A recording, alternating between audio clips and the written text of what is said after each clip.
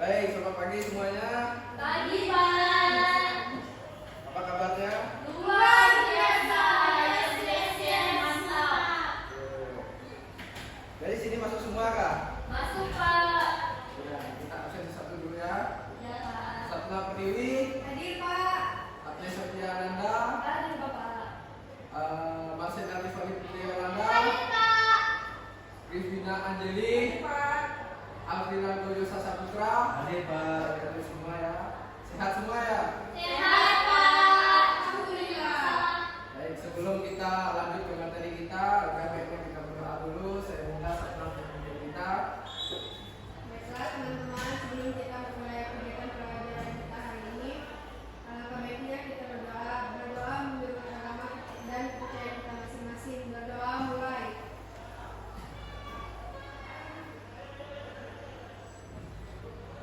Berdoa selesai. Ya.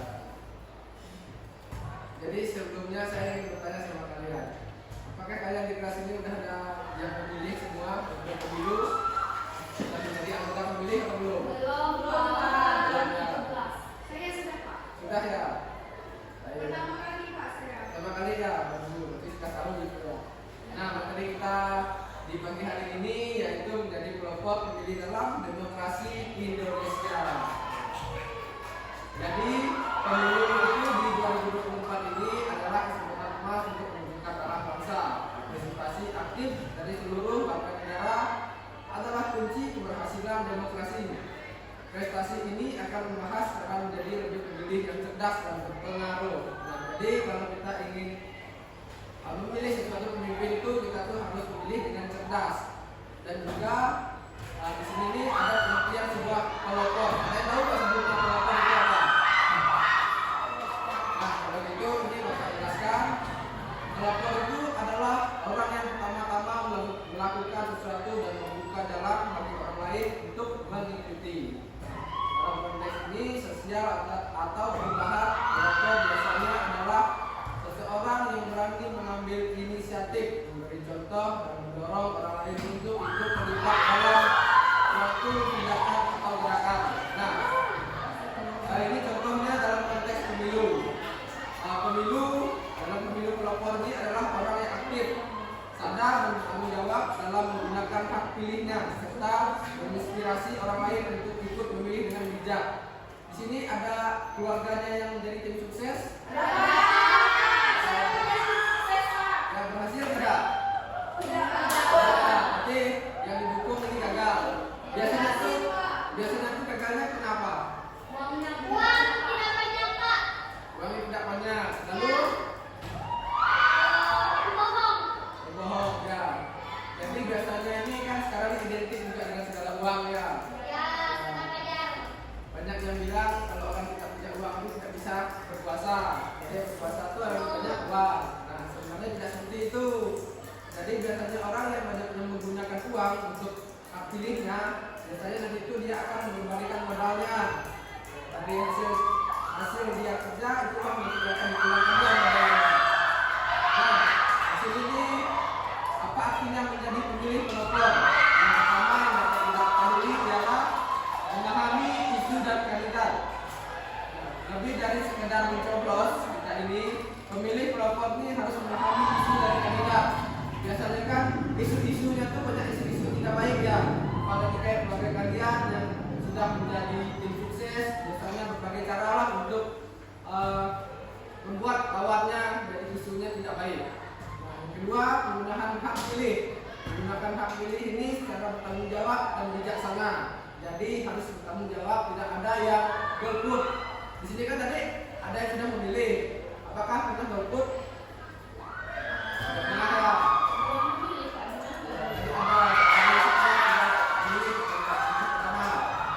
lalu yang ketiga, menginspirasi partisipasi, yaitu menginspirasi orang lain untuk berpartisipasi aktif dalam pemilu. Jadi kita tuh kalau kita mau menjadi tim sukses, kita tuh harus aktif seperti dalam pemilu itu kita harus aktif untuk menyampaikan beberapa informasi kepada orang, pada keluarga, kepada rekan-rekan kita juga agar pilihan yang kita dukung itu bisa bisa terpilih dan dipilih oleh orang lain. Nah, jadi di sini ada yang tahu nggak sistem pemilu Indonesia itu seperti apa? Nggak tahu ya. Jadi sistem pemilu di Indonesia itu adalah apa? Ya betul, sama sendiri yang tahu. Jadi ini sudah sering gitu ya. Namanya demokrasi. Ya, karena Indonesia kan namanya demokrasi. Nah, demokrasi itu seperti apa sih? Demokrasi itu pemimpin yang dipilih oleh rakyat melalui pemilihan umum, Pak. Ya. Betul nggak? Betul. Kalau yang lainnya? Pemilu ya, pemilihan umum gitu. Nah, jadi ini sudah diatur oleh Undang-Undang 1945 Pasal 22E ayat 1, yaitu mengatur bahwa pemilihan dilaksanakan secara langsung, umum, bebas, rahasia, jujur, dan adil setiap 5 tahun sekali. Jadi di Indonesia ini setiap yang berkuasa itu mempunyai periodenya, yaitu dalam satu periode ialah 5 tahun sekali. Nah, lalu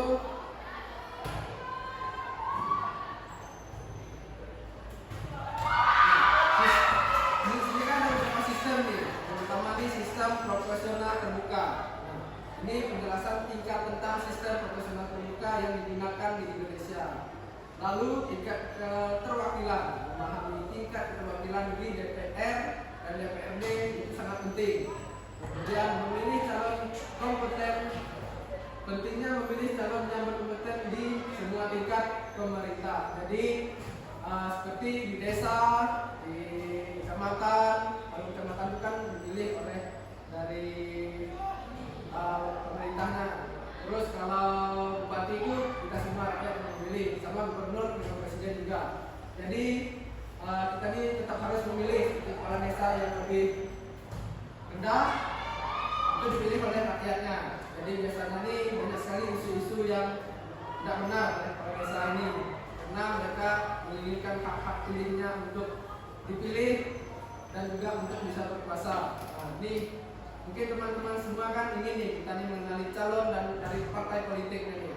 Gimana cara mengenali calon partai oleh partai politik ini? Yaitu yang pertama kita lihat dari rekam jejaknya, mencari informasi tentang rekam jejak calon. Biasanya banyak nih informasi tentang rekam jejak calon itu, informasi yang tidak baik, informasi yang bertolak belakang dengan calonnya. Nah, ini sangat penting sekali nih kita tahu rekam jejaknya.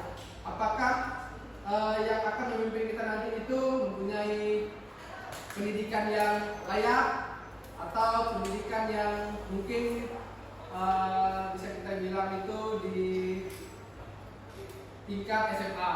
Nah, ini juga bisa kita tahu, kita lihat juga rekam jejak dia di tingkat masyarakat itu seperti apa, apakah baik atau tidak. Nah, lalu yang kedua ini bisa kita lihat dari platform partai. Platform partainya tuh apakah partai itu besar atau kecil. Nah, ini kan membandingkan platform dan visi dari misi oleh partainya. Biasanya kan setiap partai itu visi misinya berbeda-beda. Jadi di sini bisa kita tahu arah kita nanti itu mau dibawa kemana. Apakah ke, kalau kata lain itu valid, apakah ke jalan yang baik, yang bagus jalannya. Nah, terus ini dari sumber-sumber terpercaya. Sekarang kan banyak sekali nih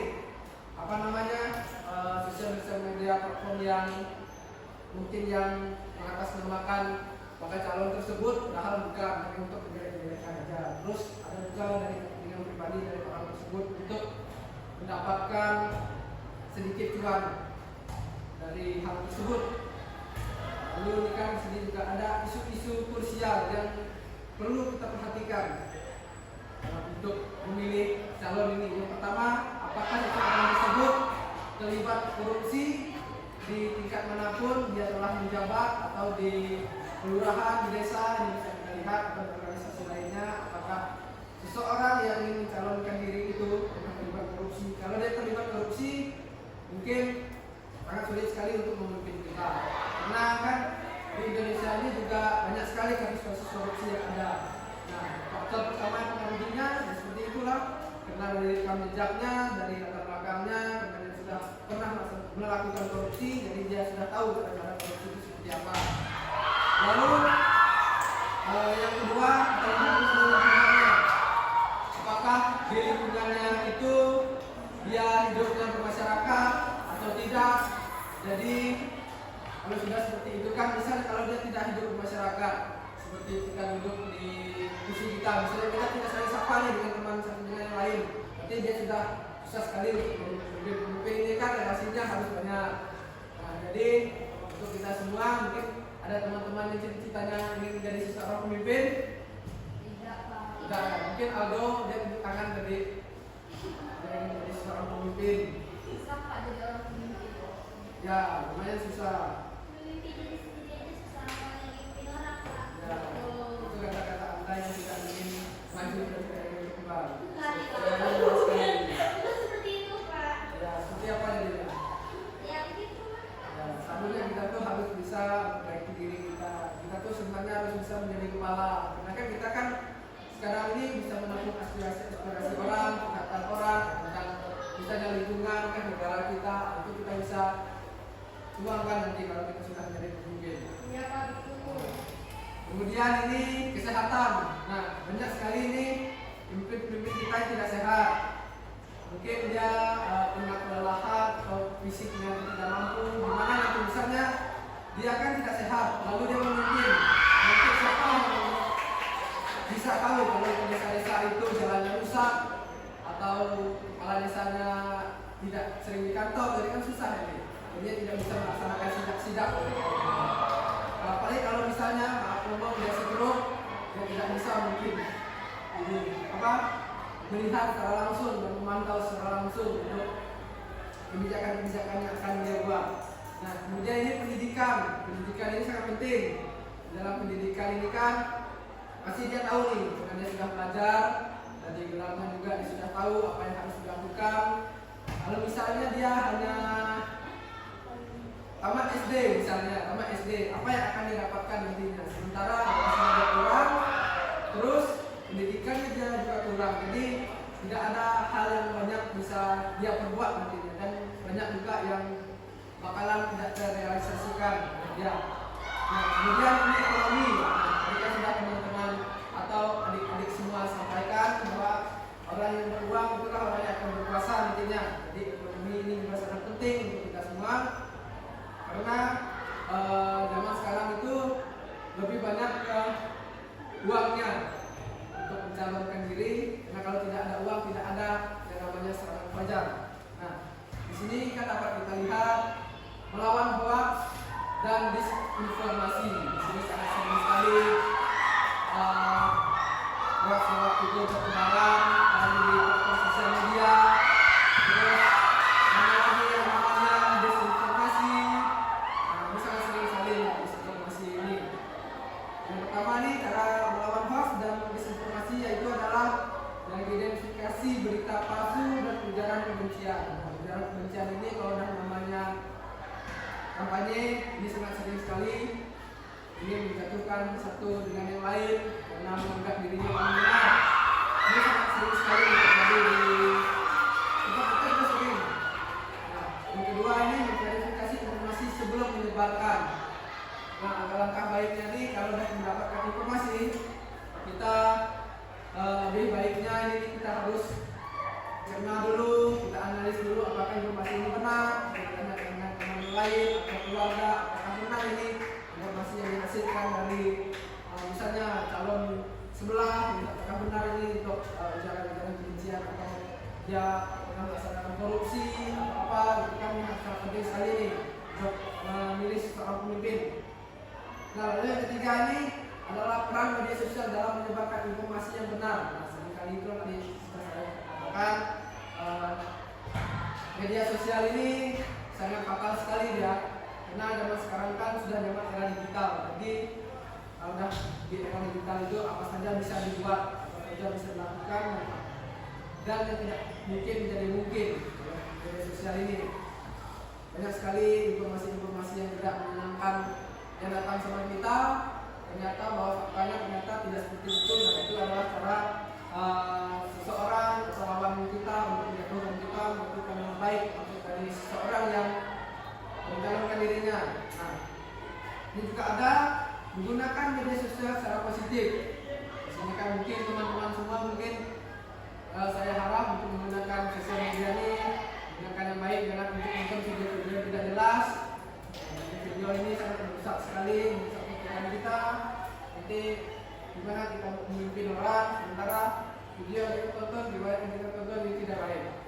Nah, lalu kemudian menggunakan media sosial secara positif ini ada beberapa wujudnya, yaitu yang pertama berbagi informasi yang akurat.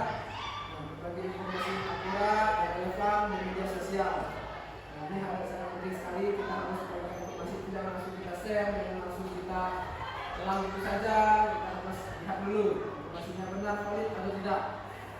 Nah, lalu ini mengajak diskusi sehat, mengajak diskusi yang sehat dan konstruktif dengan bijak.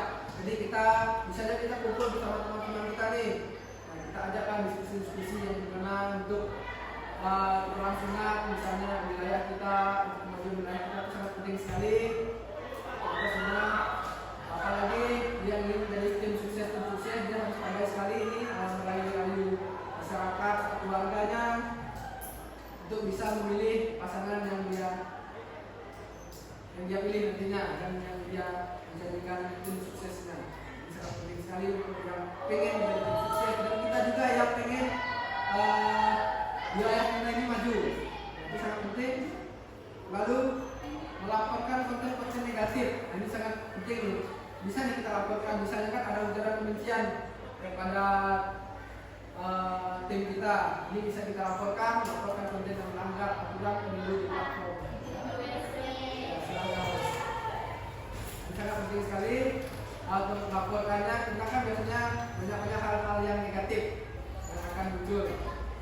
Nah, lalu lanjut berikutnya, menginspirasi orang lain untuk memilih.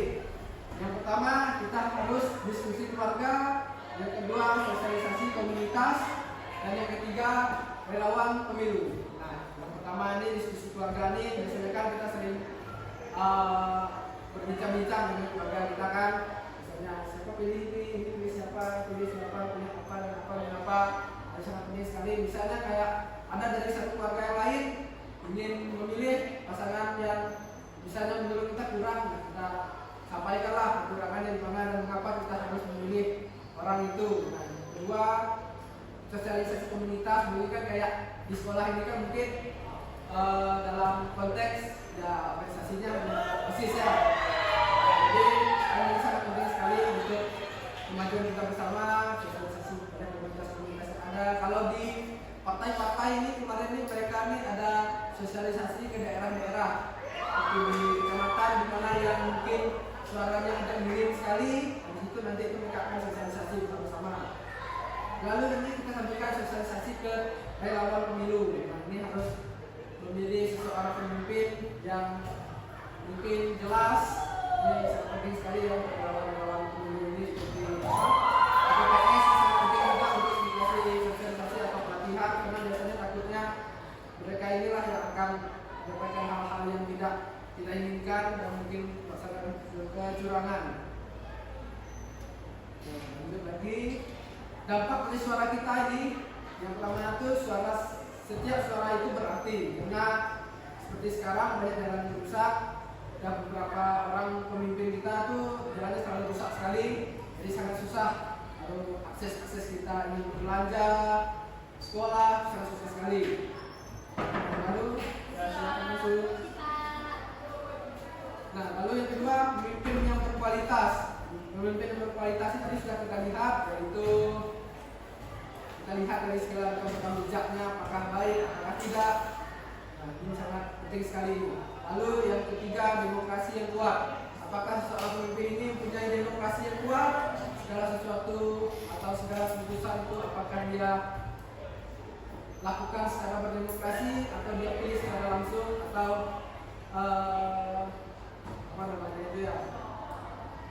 dia memilih semena-mena sesuai suka hati dia. Jadi seperti sekarang kan banyak jalan-jalan yang rusak, jalan-jalan yang tidak kita inginkan itu semakin rusak atau semakin hancur lah gitu. Jadi juga setiap suara ini kan berkontribusi pada hasil pemilu. berkualitas, menghadirkan pemimpin yang berkualitas, demokrasi yang kuat membutuhkan partisipasi aktif. Di sini mungkin teman-teman pengen ya tahu cara memilih itu seperti apa? Pengen, soalnya akan coba sebenarnya. Pengen ya. Kalau kalian misalnya pengen menjadi seorang pemilih, kalian tuh harus tahu yang apa yang saya sampaikan tadi itu. Jadi kalian tuh datang ke TPS, yang biasanya kan prosedurnya tuh dari RT-nya nih, dari desanya nih, dari tim KPPS ini datang ke tempat kita untuk mendata apakah di keluarga, misalnya keluarga si Putri ini, apakah sudah bisa memilih atau belum. Nah itu penting sekali itu.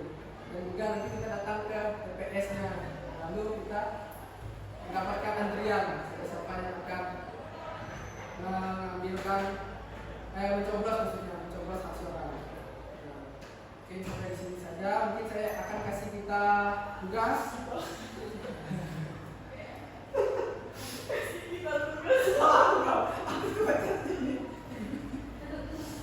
Nah, oke, ya.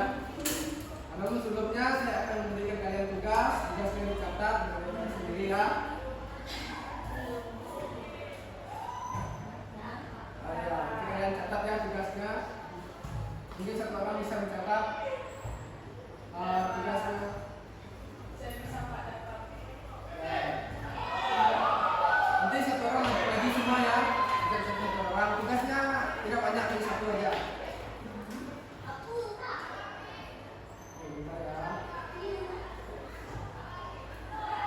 Nah, ini ya soalnya satu orang kan pasti kan kalian kan beda-beda nih.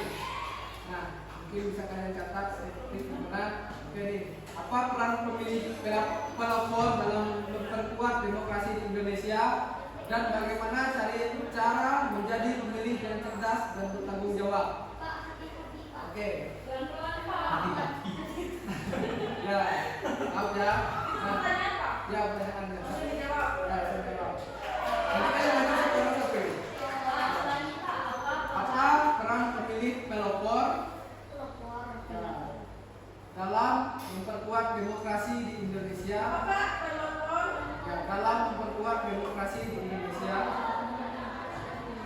Dalam memperkuat Demokrasi di Indonesia. ya, Dan bagaimana cara menjadi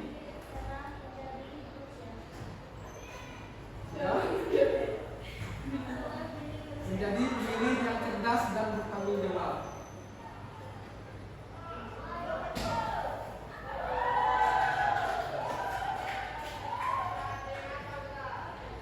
Nah, saya kasih waktu 5 menit ya untuk jawabnya.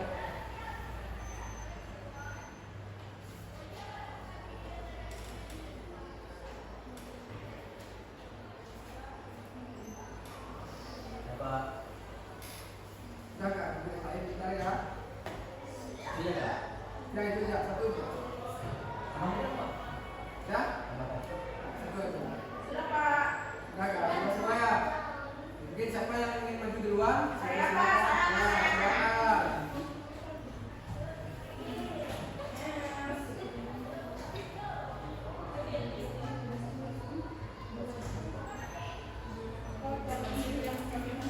sudah Pak.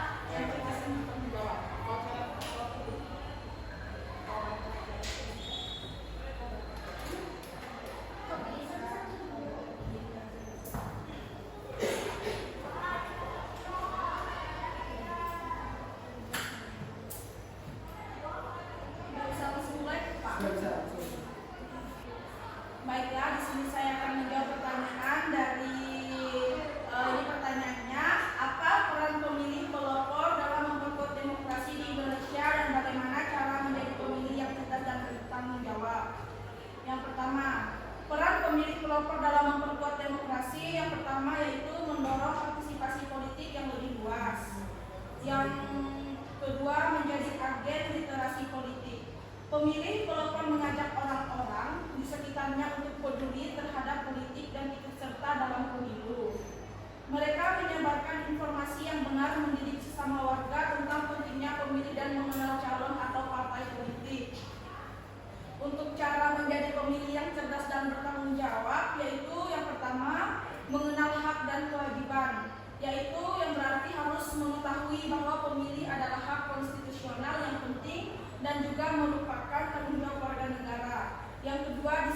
harus mencari informasi yang valid, memanfaatkan sumber informasi resmi dan terpercaya seperti KPU, Bawaslu, media arus utama, dan debat kandidat. Sudah, Pak. Ya. Beri tepuk tangan dulu buat saudara media. Lanjut berikutnya. Saya, Pak.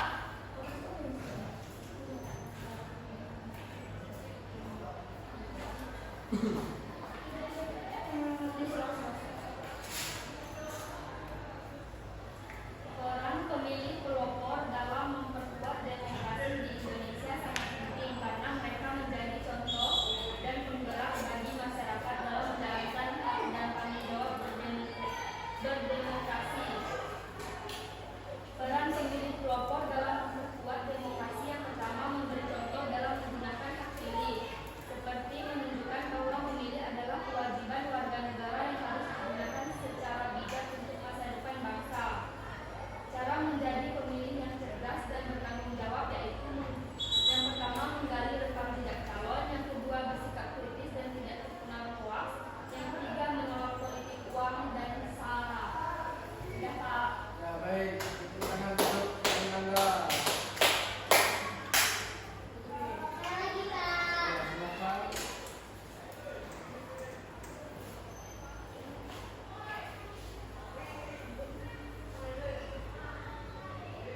Peran pemilih pelopor dalam memperkuat demokrasi, yaitu mengawal proses demokrasi itu setelah jalannya pemilu agar berjalan jujur, adil, dan transparan. Dan yang kedua melakukan pelanggaran seperti politik, uang, intimidasi, atau kecurangan lainnya. Yang keempat, yang kedua memilih dengan kesadaran dan pertimbangan yang matang. Tidak memilih karena iming-iming, popularitas semata atau tekanan kelompok. Dan yang kedua fokus pada rekam jejak, visi misi, integritas dan program kerja calon. Cara menjadi pemilih yang cerdas dan bertanggung jawab. Yang pertama, menghindari politik uang dan sara.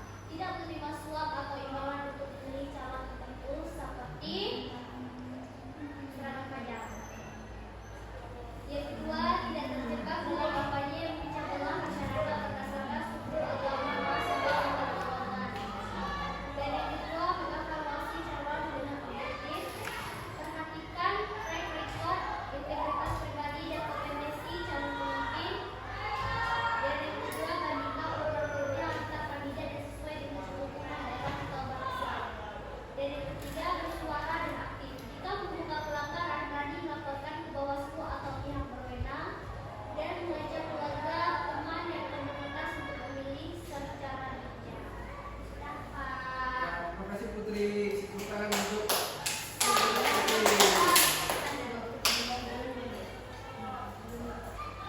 Saya, Pak. Ya, silakan Pak Nanda.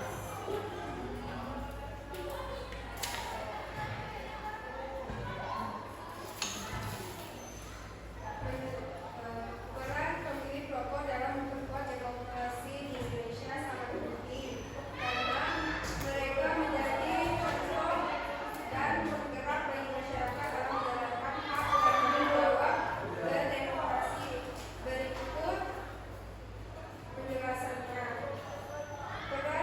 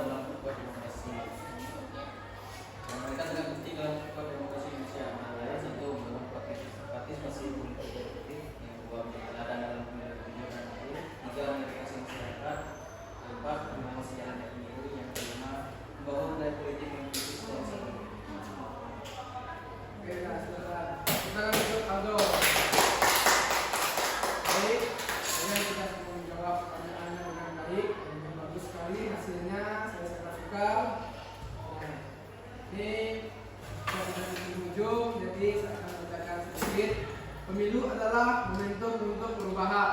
Gunakan hak pilih kita dengan bijak. Mari wujudkan demokrasi Indonesia yang lebih baik untuk masa depan. Jadi kita pada pagi